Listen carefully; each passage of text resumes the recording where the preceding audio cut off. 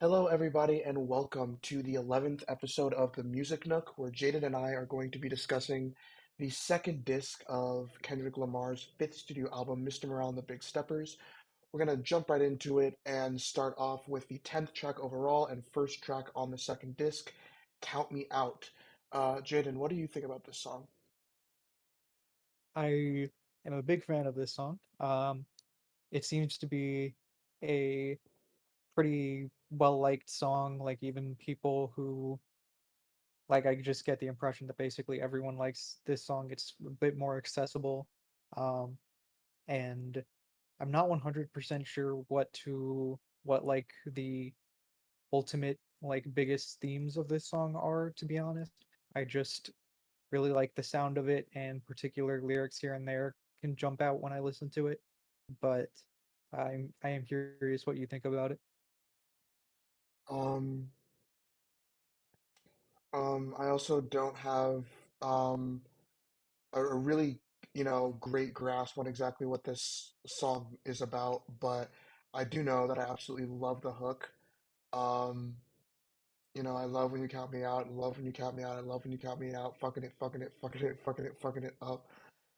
It's just lit. It's really lit. But yeah, and also I think that if it weren't for the way that radio is censored, this song would have made a great single. The only reason I feel like it's not a single is because of the fuck it up, fuck it up, fuck it up, fucking it up part. But Yep. I love the hook. I love the general vibe of the song as well. Um, Hmm. and yeah, this song is a song to vibe to. It's a vibe and it has a great hook. Those are the main two things that stand out about the song for me. Yep. I feel like the closing verse, or either the last verse or the last two verses or so, are are also a highlight of the song. Um, with Yeah. the he kind of does like a triplet flow at the end, and it just works really well with the lyrics talking about regret. Again, I'm not 100%, I can't 100% discern the maybe his ultimate intention with it. It just resonates with me. Oh yeah. Sorry, I had to eat one of my gummies real Great quick. song. It is a great song. Heck yeah. Next up, we're moving on to one of the more, I guess, emotionally downtrodden songs on the record. With Crown. Hmm. Um, this is a very sad song, depressing song. I remember when I was at the depths of my depression, this song, even though I couldn't really relate to the lyrics at all, the vibe of the song was very validating for me. And now I Hmm. find that I'm a little bit less depressed than I was before. I actually gravitate towards this song less because it's almost like too sad, you know? Hmm. I think that it seems like in the chorus, the lyrics, it sounds like to me he's saying, I can't please everybody, I can't please every mind, but they just seem to transcribe it pretty often as, I can't please everybody, I can't please everybody. And I like that he, I prefer the I can't please everybody, I can't please every mind uh, lyric, what, if that's what actually the lyric is, that's just how it sounds to me. Um, I think that this is a I think that chorus is a pretty important one to the album and to its themes, that he, uh, along with not being your savior, he's aware that he's well, he's claiming that he can't please everybody, he can't please every mind. He's saying that about himself, and I think that it's important to the ultimate conclusions of the themes of this album that come with Mirror later in the album, and uh, I think it's an important song to the album.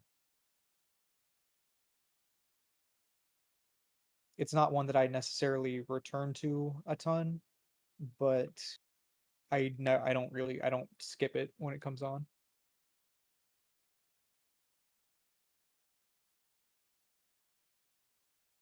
Um, yeah. So going ahead and moving on to the next song, Silent Hill, another song with a great hook, in my opinion. Push these niggas Mhm, off me like, huh.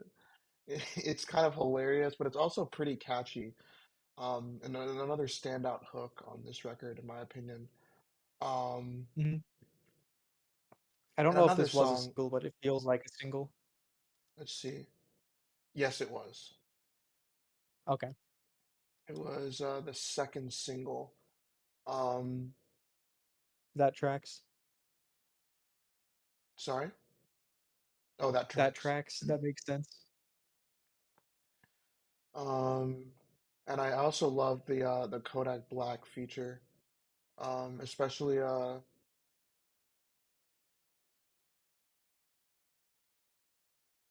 oh yeah, especially this line. I had to survive off a tuna pack. Um, Mhm, very great imagery there. You know, taking you into what it's like to have grown up in poverty. I love that. mhm.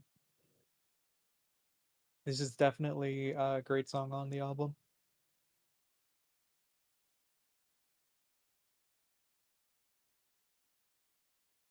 I also love the intro on here. Why, oh, why you keep fucking with me? Mhm. And That's then it the is very memorable. It's catchy. and then the beat switch right after the intro is also really tight. Yeah, it's very good. I also like the lyrics silence, I'm stressed out. Shh, be quiet. I'm stressed out, stressed out, stressed out, stressed out. So I can relate to Jesus. I can relate to not wanting to hear things like that when I am stressed out. Sudden loud noises when I'm like stressed out, um, or like high pitched noises, things like that, can really like, Mhm. make it worse. Um, so those are just some relatable lyrics for me as well. Yep, I understand that. I can see that for myself as well.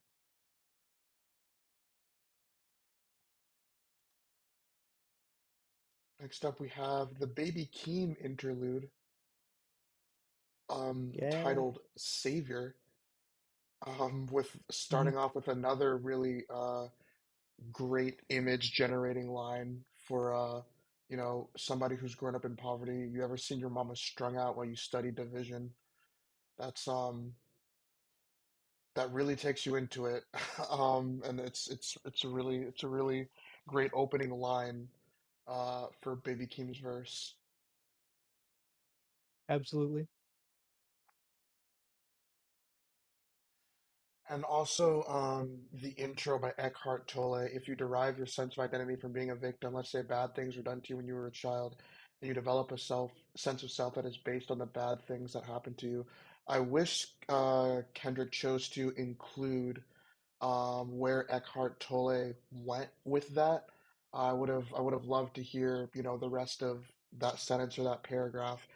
But just bringing up the idea of people's identity being based around being a victim, um, you know, uh, brings up a lot for me because I think that the stories that we tell ourselves very profoundly influence our behavior, and our behavior influences the reality that we create for ourselves.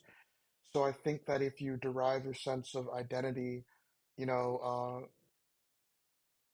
from being a victim, and base it on bad things that happen to you, you're going to create a sort of mode of behavior in yourself that sort of reinforces those patterns, and cause them to repeat. Um, and if I was like if I were to start off a paragraph with this with this sentence and a half, or two and a half sentences, whatever, that's where I would have gone with it. And I wonder where Eckhart Tolle would have gone with it. I guess it's to get you interested in checking him out more. Maybe, But yeah, I understand that I would have liked to hear like the point that he was getting at more so. But I guess that Baby Came kind of explores stuff related to it in this song. true.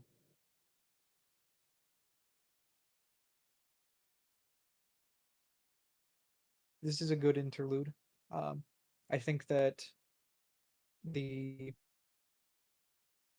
kind of drumless, often built around piano or orchestral songs in this album add a lot to the overall um, composition, I guess, of the album, of the overall feel of the album, the overall sound of it.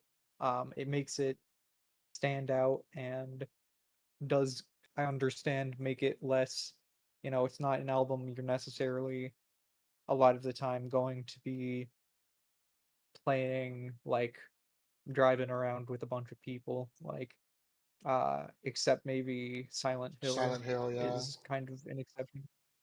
Um, but I think that it's just not necessarily that kind of album, and I think it's very good um, in the lane that it's in. Yeah, I agree. And then I just some of the imagery that Baby Keem, brings out on his verse is actually really, it takes place throughout the verse, not just this opening line. Grandma shooting niggas, blood on the highway. Uh, she's showing a pattern for certain. I think it's white panties and minimal condoms. That's not really exclusive to poverty, but that's just him sort of like seeing red flags, I guess. Um, this really powerful line. This year I did 43 shows and took it all home to buy him a casket, referring to his uncle who told him that the shit in the movies could only be magic. Um, Mhm. cousin in the courts heard he jumped off the porch. That's crazy. Turn a brick to a Porsche. That's great imagery. Um, yeah, and I also love his flow towards the end of the verse as well. Been Mhm. down on my luck when I fall.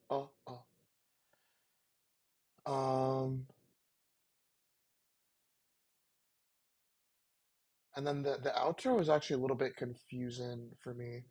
I'm not sure. It always came off to me as a little bit. I don't want to say gibberish. It just came off to me as it's hard for me to like translate into my mind. Um, I got this shit brackin' in 4 days. Four eyes, two eyes, switch sides. Nigga be fresh out.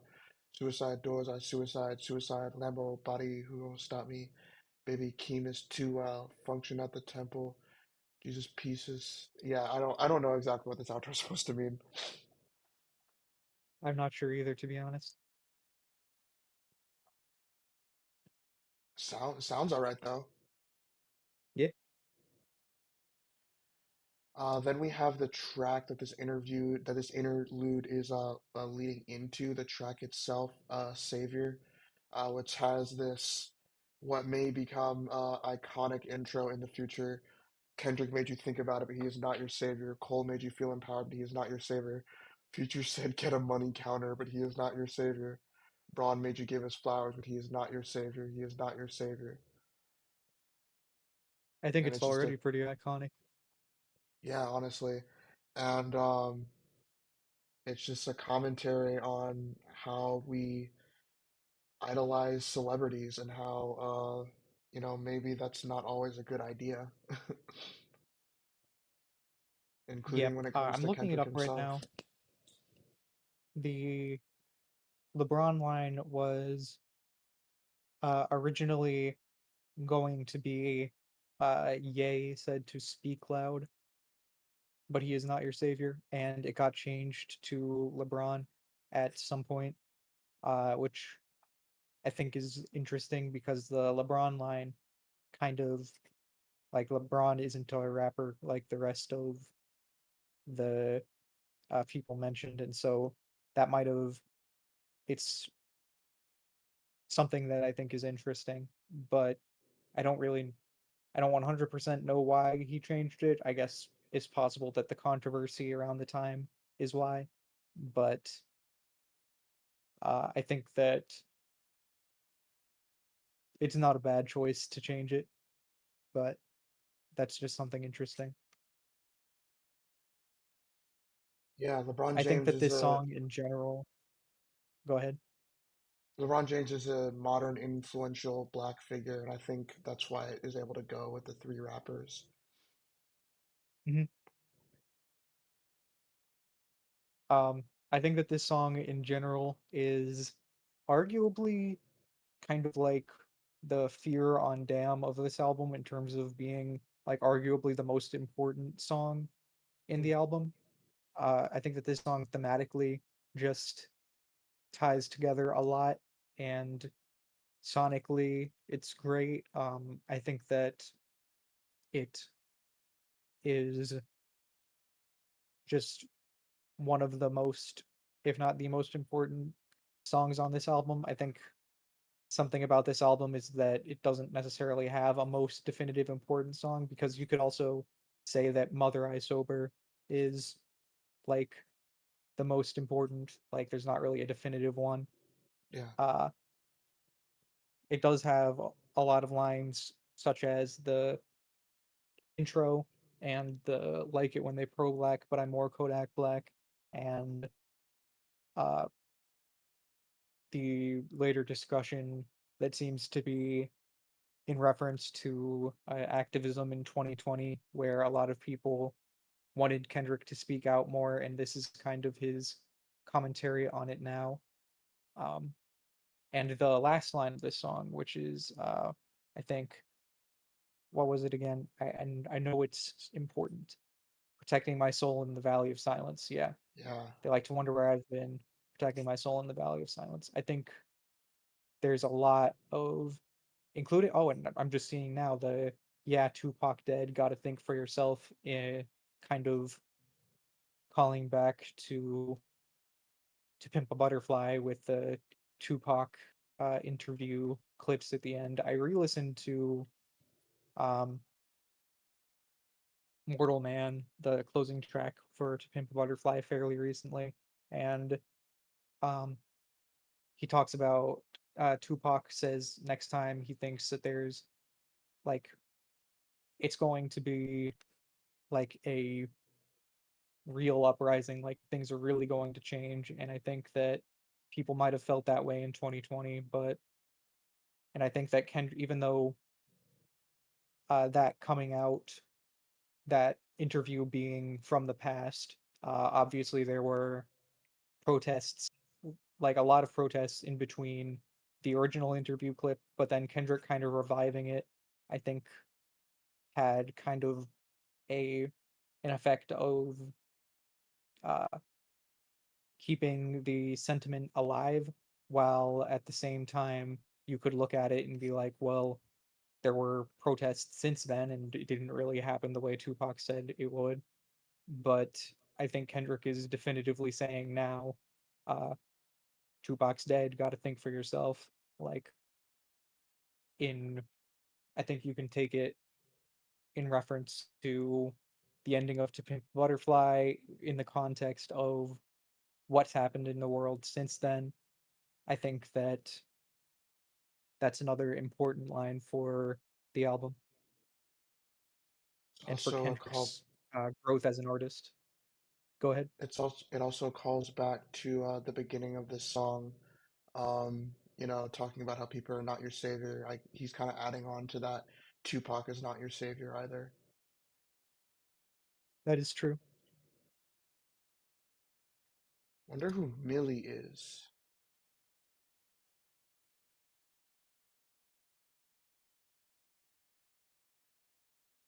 Nope, Genius doesn't say anything about it. Sounds Uh, to me like he's saying, "Really, are you happy for me?" Which, like, yeah, that's makes what I sense, thought at but they first. say Millie, so it might just be a Kendrick Lamarism of including random words like he does on Humble, where he's like funk. or in the like that verse where he goes bum. Yeah, maybe. It could just be that, to be honest.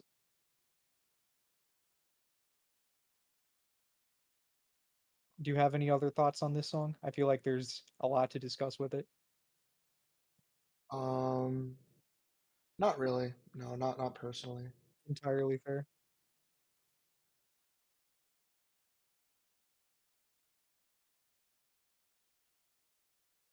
Um, Going on to another significant track on this album, Auntie Diaries. Uh, Hmm. Probably for me, the second. For me personally, I would say it's the second. It's up there. It's one of the top five best songs on the album, basically. Um, I understand that fully. Yeah. I love how Kendrick Lamar I love how Kendrick Lamar handles the topic of Hmm. transness. Um, and I think that there's a lot of attention to detail in this song. Um, Hmm. and like for instance, how when he's talking about a trans man, when he says my auntie is a man now, he uses the correct pronouns in every single line, pretty much. But when he's talking about a trans woman, Demetrius is Marianne now. He doesn't start using the Correct pronouns. yeah, he doesn't use the correct pronouns until close to the end of the song where he says, I recognize the study she was taught since birth. Yep. Um, And after that, he switches to you, which I think is interesting. It becomes more of a personal, like second person dialogue,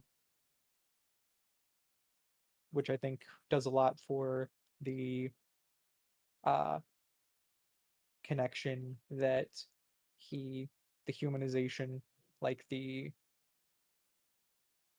I don't know, that Eve and I are both trans. So I think that there's, I think that there's this song hit for me very hard when it first came out. I talked about that in the first part, which you should listen to. Um, this song, this song really hit for me. It's almost driven me to tears at some points listening to it. Um, there are, I don't really like, however, that he dead names Caitlyn Jenner in this song. I understand that there's like intention behind it because people still do that. Like there's and also people who, I think it's a part of the general theme of subtly pointing out that it takes people longer to fully accept the transition of trans women than it does trans men. I think it goes along with how he uses the incorrect pronouns for Marianne throughout much of the verse. Um, yeah, if I could change one thing about this song though, I would still change that because it is kind of like it feels kind of like immortalizing someone's dead name in this album in a way that makes me uncomfortable more so than other things in the song because the other ones are we don't know how true it is, so it's like either we assume that either his family members were fine with it or it's not entirely true, so he's like using the dead names in a way that doesn't really bother me, but to definitively use a real person's dead name like does kind of make me a little uncomfortable, but it doesn't really ruin the point of the song overall for me. I like um I like the faggot faggot faggot refrain because I grew up saying that word a lot because it was comedic relief. And just like the environment in which I grew up, everybody just said it like all the time.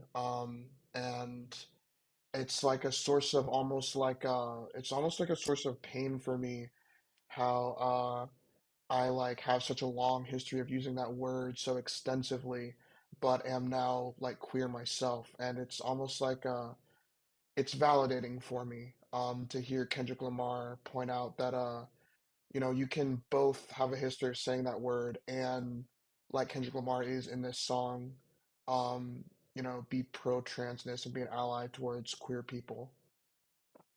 Hmm. Just like you can have a I get history of that. using that word, you can have a history of using that word and actually be queer yourself. Yeah, it seems to this song definitely resonates for a lot of people in really important ways, and so I can't really cast many aspersions on his execution because it has hit for me as well. Um, I think that it's a song that I feel like it is what I like about it is that it is unequivocally pro trans. Like you can't come away from it with like if you're Hmm. transphobic, you don't really get like wiggle room to be like to take anything else away from what Kendrick is saying. Like he's being very definitively pro trans in this song, even if it's and I like that I I think that something people say that this is like the most public pro trans song in hip hop. I feel like it is the biggest that I can think of in general in terms of an explicitly pro trans song, like any genre. Hmm. Like this, I think that it deserves more credit for that. That like we don't really get really public pro trans songs. Like occasionally some trans artists will break through a little bit, but not necessarily like I think Kim Petras or Sam Smith as well, actually, who's non-binary, and Lil Uzi Vert actually as well. But like explicitly pro-trans songs, we still don't get very much, and or at all really. So I like specifically the Barbie dolls played off of Reflection of Venus line. That line always sticks out to me as okay, he knows what he's talking about. He's giving good imagery here. I think that the imagery of this song of painting these pictures of trans people in his life doesn't get discussed enough. That he does a good job with that. Um, the fact uh, that his trans man uncle like is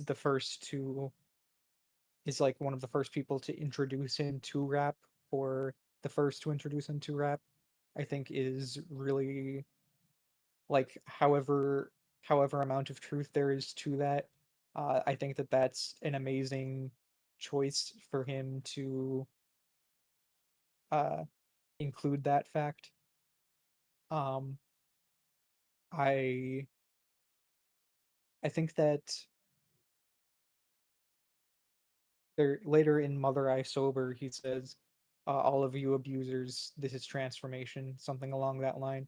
I think that the thing with this song is that he wants to make a pro trans song, but he doesn't want to leave behind, I guess, people who are either people who are messily pro trans. Like he doesn't want to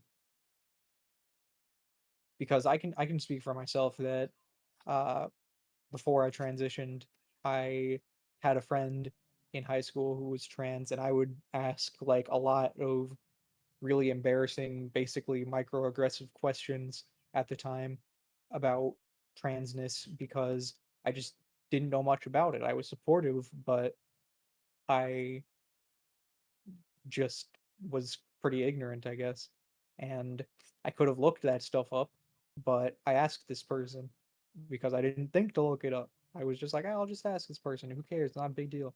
And they put up with it, and that ended up being what happened. I think that I don't want to put responsibility on, I don't think it's trans people responsibility necessarily to be patient with every person who is like kind of trying to be pro trans but won't just figure it out themselves how to not be microaggressive.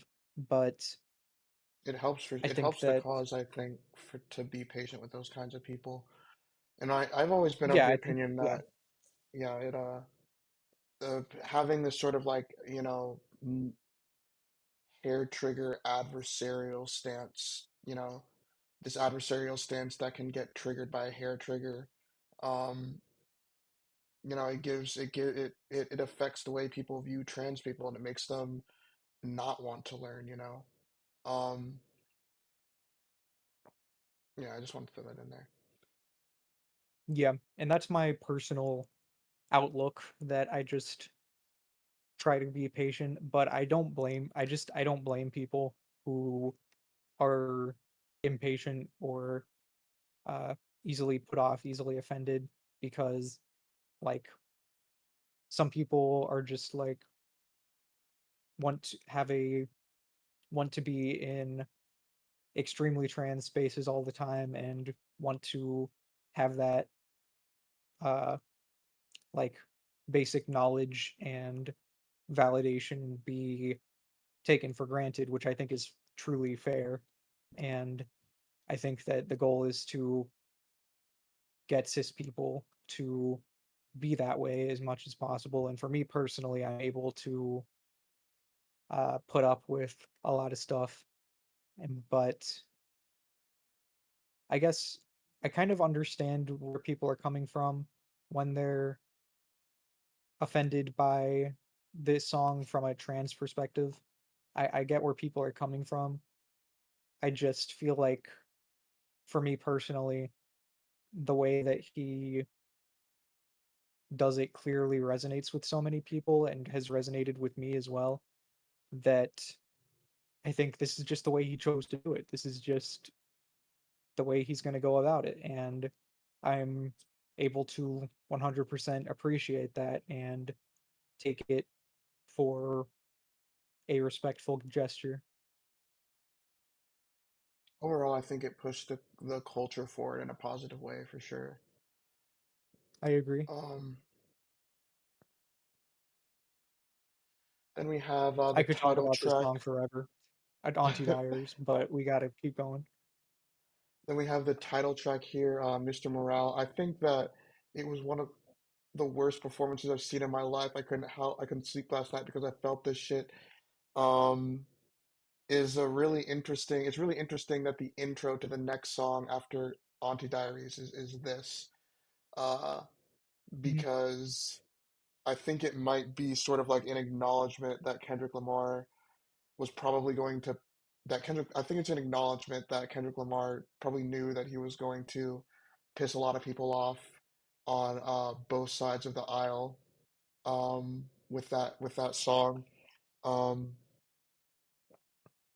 yeah, I struggle to believe that this being the intro to the next song right after Auntie Diaries is a coincidence. I think it is an acknowledgement that it was going to be a controversial song. I do want to ask, before we move on from Auntie Diaries, do you think it would have been better if Kendrick Lamar did Auntie Diaries in a less um, uh, controversial way? If like he didn't include the f bombs, if he didn't dead name, if he didn't use the wrong pronouns, if he was gave like basically a trans rights thumbs up kind of song, if that makes sense? Do you think that would have been? We can appreciate Auntie Diaries, but do you think that would have been the better, like better overall, or do you think that would have been? Is it better that he did what he went with, or like what do you think about that? So the version that he went with is probably going to be the version that speaks to, hesitant allies and messy allies the best and captures their heart the best. I think a thumbs up generic pro trans song would have sort of like brute forced the culture forward in a more profound way. So I think there's pros and cons to both. I think that a thumbs up pro trans song would have, again, brute forced the culture forward a bit, caused people to sort of feel compelled to accept transness a little bit more, but it wouldn't have necessarily like spoke, deep to their hearts and really like touched them. Whereas this version of the song, it doesn't brute force anything. You know, a person who's leaning away from supporting transness isn't going to be really swayed or impacted by this song at all. I think at Hmm. least. But Hmm. um,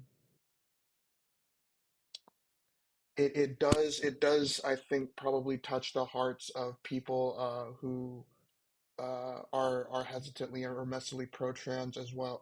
It touches their hearts better. It brings them in better. So it's like, what do you prefer? Do you prefer sort of like almost like coercion into supporting transness by like, making everybody feel like they should be supporting transness because Kendrick Lamar gave the thumbs up? Or do you support, really like trying to like speak to people's hearts where they're at? Um, Hmm. and personally, I prefer the latter. I think, if I were to make a pro trans song, it probably would be something more like the latter. Um, Hmm. but I could see benefits to both. I could see benefits to both trying to genuinely speak to people as well as to trying to I can see the benefit to trying to genuinely speak to people as well as the benefit to trying to just like shift the culture. Hmm. I feel basically the same way. Yeah, I think that there's pros and cons to both, and I hope that I mean I've seen that Auntie Diaries has had an effect on people, so I hope that it's worth it at the end of the day, any offense that the song has caused compared to the positive change that it's capable of causing. Um, But anyway, what do you think this song is about, Mr. Morale? Well, it says Mr. Morale covers um, themes such as general trauma, generational trauma, and excess. I think that uh this song is one of the deeper cuts of the album that I haven't really sat with as much of what it's fully about. Um, I think I like the production a lot for sure, but I think that the standout parts, really, this maybe the biggest standout part is the part where he talks about R. Kelly. Um, Yeah. Even though it's such a short part of the song, I think that it's kind of what stands out um, on a casual, not super in-depth listen. Um, if you weren't molested, I wonder if life would fail him. I think that that kind of gets into what we've talked about more so in the first half of the main themes of this album, of how I interpret it, of being uh, looking at social causes of individual failure in the that leads people to abusive behavior. Um, I think that it's I mean, he just says it himself in that short line. Like uh, I think that he just says it best right there. Like it's a question. Like, would life still fail him, or would he? I guess that means. I guess Would he that's in have done reference the to. things he'd done? Yeah, would he have if he hadn't had those things happen to him? And it's a question. And then also he posts a similarly profound sentiment here with I wonder if Oprah found closure with the way that she posted a hurt that a woman carries. Um, yeah, that's also a question. That's a very profound question as well. Um, I'm not familiar with what that refers to, actually, to be honest. he's basically implying that Oprah felt a lot of profound pain that she wouldn't have felt if she were not a black woman. And he's wondering if she found closure with that pain by the extensive career that she was able to, undertake. Um, did her Mhm. career and all of the sort of like pro-black feminism, flawed as it was, still pro-black feminism messages that she posted, did doing all of that bring her any sort of closure as it regards to her own personal pain? Mm. That is profound. My mother abused young, like all the mothers back where we're from. It's very dark, a very, very dark line there, but unfortunately, probably true. Probably wouldn't be saying it if it weren't true. It's kind of hard to accept, but I'm sure that there are areas in the United States where child abuse is more common, much more common than other areas, for sure. Um, yeah, now that I am looking through it, this song really is about generational trauma. Um, Karma for karma, my habits insensitive. Just talking about how he's built up some bad habits and how he feels like that's coming back to like attack him or whatever. Um, I'm not sure that I personally believe in karma, but this is Kendrick Lamar's experience. Um, Mhm. and then he contrasts all of that with watching my cousin struggle with addiction and watching her firstborn make 1 million, and both of them off the grid for forgiveness. Um, an example of somebody um, not repeating at least one aspect of the generational cycle, that being poverty. Mhm. And also like the line "shit on my mind and it's heavy, tell you in pieces because it's way too heavy."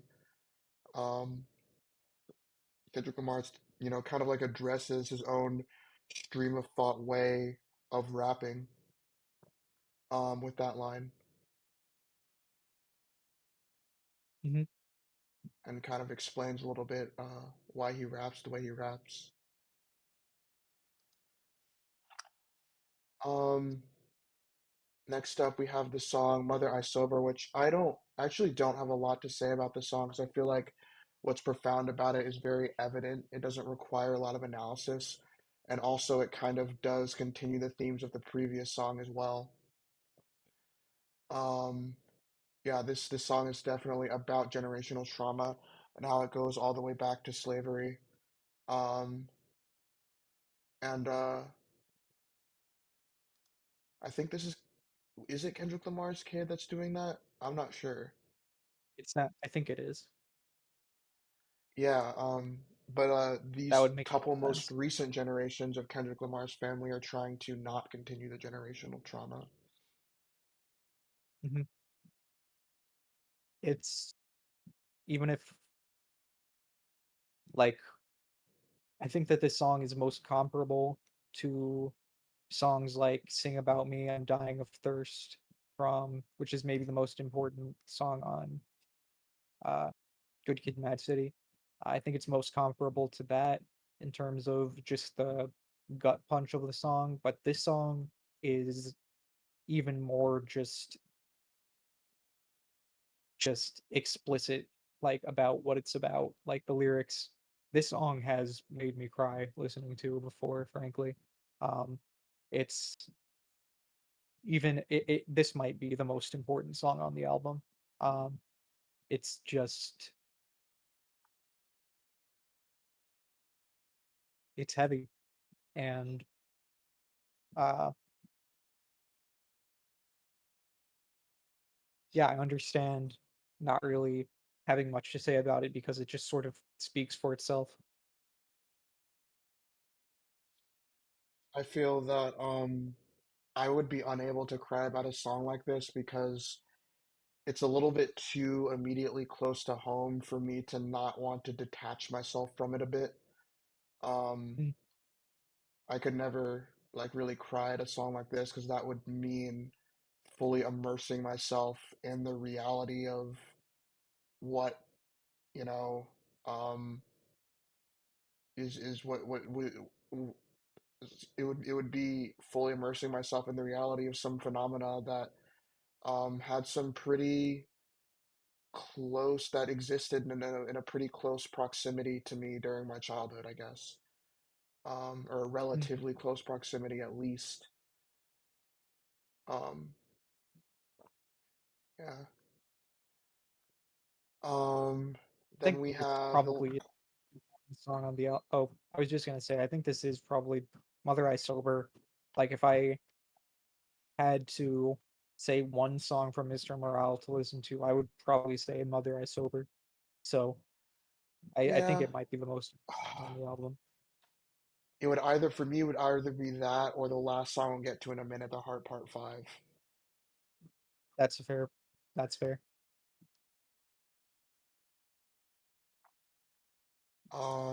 I love the chorus on this track, I Choose Me, I'm Sorry.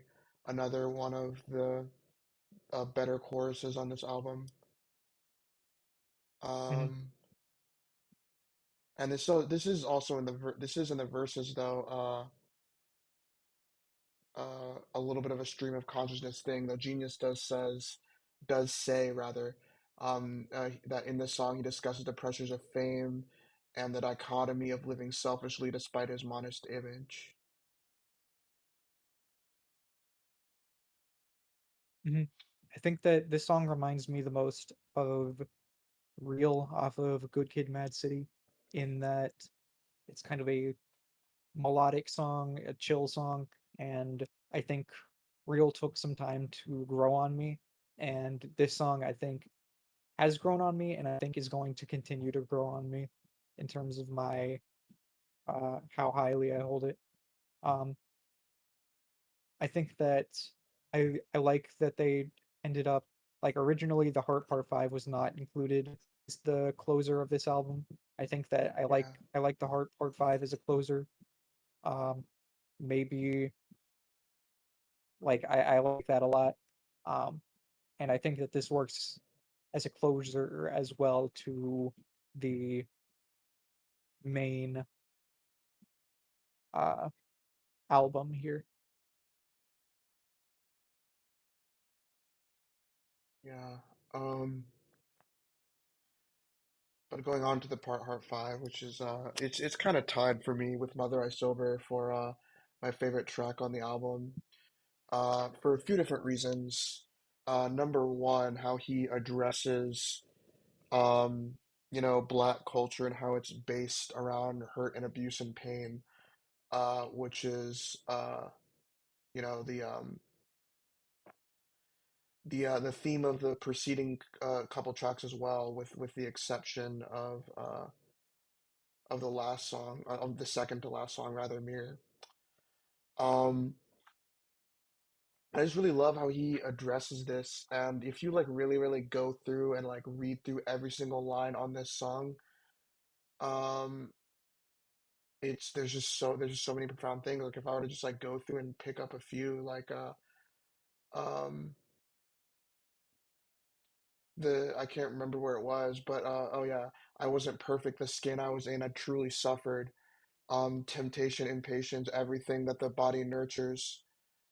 I was talking about how oftentimes human imperfection results from trauma and how bad habits are, ingrained over time through almost like kind of like careful nourishment in the form of repetition. Um, and I feel like I could just like go and just like pick any random fucking line. Like, niggas going to work and selling work, late for work, working late, praying for work, but he on paperwork. Like, he's like talking about how like a black man might be viewed as being like irresponsible because he's late for work, but he's he's late for work because he's dealing with some other shit in his life, such as the profound dilemma of living a lifestyle of crime in order to support a family. Um, and he's praying for work, but he's on papers. He's like involved in the criminal justice system, which of course makes it harder to get work. And that's the culture. That's not just black culture. That's American culture in general. The sort of like ostracization and othering of people who have been accused of or convicted of crimes. I just literally I didn't even like think to like bring that up. I just like scrolled and picked a random line, and I could do it again. Like Mhm. desensitized, I vandalized pain, covered up in camouflage. Get used to hearing Arsenal rain. Like um, he's desensitized to pain, and he vandalized a lot of the beauty and vulnerable parts of people that were brought about because of pain, because of his own toxic traits, because of the pain he had. And he covered, and while he was doing that, he covered up and camouflaged his own pain, with all the things that you do that with. And he got used to just like violence, both emotional and physical. Like you can just pick any random line from this song, and it's incredibly profound. Like this is such a I mean, you're densely welcome written, to continue. excellently I'm written enjoying the song. commentary. Now we only got a couple minutes left. I have to get going. Mhm. But maybe I'll do an episode one day where it's the Heart Part 5. Not even a whole album. We're doing an episode on the Heart Mhm. 5. I was considering. I felt like we could do that about Auntie Diaries as well. Like, Yeah, we could just do a third episode where we're just talking about like the ones that highlight that like kind of bring the most conversation. But we don't have to do that that's necessarily. We actually could save that that's for future. actually that's actually an idea to have some future episodes be about individual songs. I see no reason why to not do that. Yeah, I'd be 100% up for that.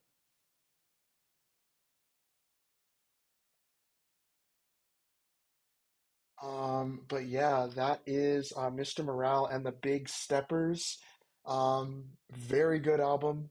Kendrick Lamar's most recent body of work. You guys should go check it out if you haven't done so already. If you didn't gather from the past 2 hours that you've been hopefully watching, it's um, it's a really, really great album, full of a lot of really powerful themes and great musical moments. And before we go, it's time to talk about next week's album. For me, from my end, with the albums that I'm choosing, the next 4 weeks are going to be Marilyn Manson albums. Not the next 4 episodes, but intermittently over the course of the next, like I guess 7 or 8 episodes, because my next 4 picks are going to be Marilyn Manson albums. Um, So similar to how Kendrick Lamar had what a lot of people call a run from Good Kid, Mad City to Damn, a 3 album run of just like classic albums. Eminem did the same thing with the Slim Shady LP and the Marshall Mathers LP and the Eminem Show. Michael Jackson did the same thing with Off the Wall and Thriller and Bad and Dangerous. You often see artists, really, really great artists having runs of classic albums, artists that have multiple classic albums in them. And Marilyn Manson has a lesser known because it's a bit more of an obscure, non-popularly consumed genre. But he had a run of his own from 1996 to 2000 of 3 pretty great albums. The first being Antichrist Superstar, the second being Mechanical Animals, and the third being Hollywood in in the Shadow of the Valley of Death, uh, which are all industrial rock and industrial metal albums, and they're considered classics in the industrial rock and metal space. And we're going to be going through that 3 album run for my next 3 picks, starting next week with Antichrist Superstar. And after that, we're going to be covering my favorite Marilyn Manson album because my favorite is not one of the 3 classics, similar to how Jaden's favorite, Mr. Morale, is not one of the 3 Kendrick Lamar albums that are currently considered classics. My favorite album would It be might be Marilyn up there one day, Manson's. but we'll see. Yeah, it might be. My favorite Marilyn Manson album, though, is actually what I believe is his sixth studio album, Oh yeah, Eat I Me, will Drink will Me. also say Section 80, which came before Good Kid, Mad City. That is a classic as well. That's a great album. That deserves to be in You there. think Section But 80 is a continue. classic? Okay. A Um, lot of people think that. I don't. I have to. I'm gonna be honest. I haven't even finished it, but I really like it. but yeah, we're gonna be doing for my next 4 picks. You're gonna be getting some more diversity from Jaden for the next couple months. But for me, you already know what my next 4 picks are gonna be. We're going to go through Marilyn Manson's run of classic industrial albums, that being Antichrist Superstar next week, then Mechanical Animals, then Hollywood in the Shadow of the Valley of Death, often referred to as just Hollywood. Um, and then after that, for my fourth from now pick, um, we're going to be doing Eat Me, Drink Me, which is my personal favorite Marilyn Manson album. So we're getting into the third ever artist that I had sort of like an autistic obsession with when I started off at the age of like 8, getting really like into music and being aware of musical artists. It was the Black Eyed Peas. Then around 13, it became Eminem, and then around 15 it became Marilyn Manson. And Marilyn Manson, held that throne for like a solid 8 years until I got into NBA YoungBoy recently. So I Mm, have a lot to say about Marilyn Manson records, and I know a lot of Marilyn Manson records by heart. I'm gonna be getting into special interest bag here with these next few picks of mine. fantastic.